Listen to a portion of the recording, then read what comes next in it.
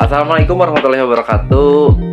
Saya Ilham Nursia dari kelas TI 23A yang bakal ngejelasin gimana sih sejarah tentang komunikasi nirkabel.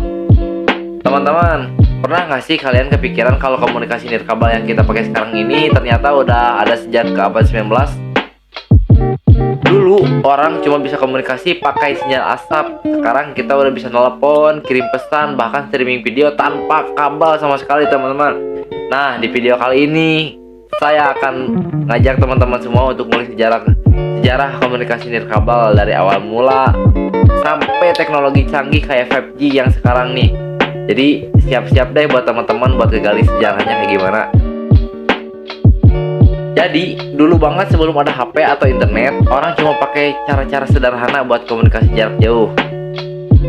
Gimana sih pakainya? Pakai sinyal asap atau bunyi gong, teman-teman.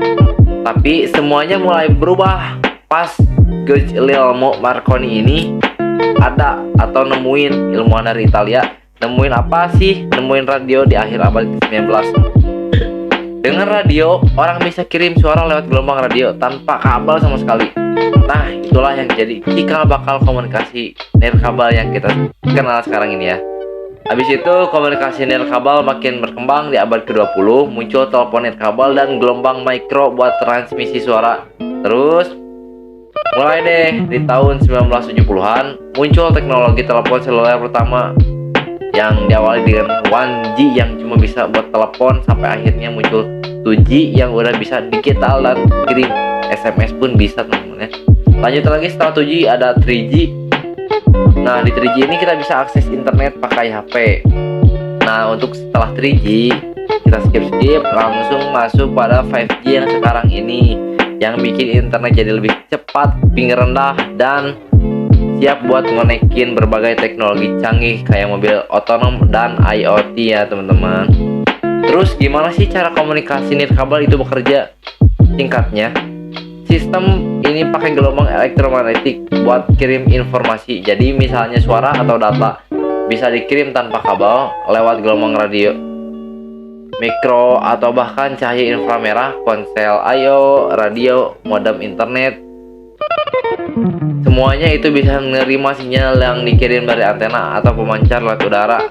Jadi kita bisa nelpon atau browsing tanpa kabar ribet-ribet, nggak usah tarik sana sini, nggak usah lilit sana sini, nggak usah. Komunikasi nirkabel tuh banyak banget tentunya. Salah satunya karena nggak ada batasan jarak, teman-teman bisa ngobrol atau browsing di mana saja selama ada sinyal. Selain itu, teknologi ini juga bikin kita lebih mobile. Gak perlu duduk di tempat tertentu buat connect ke internet.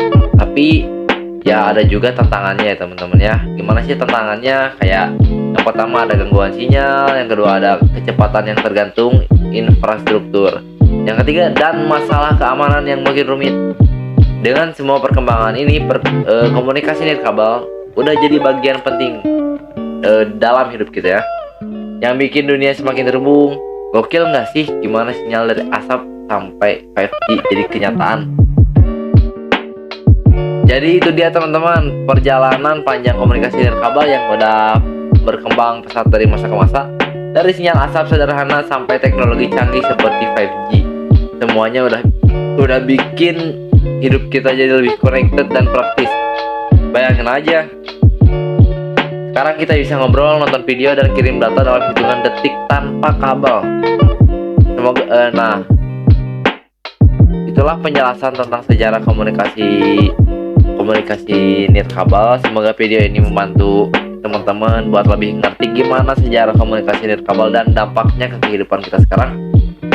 Jangan lupa like and subscribe, komen, dan share kalau teman-teman ngerasa video ini bermanfaat. Sampai ketemu di video selanjutnya. See you and goodbye.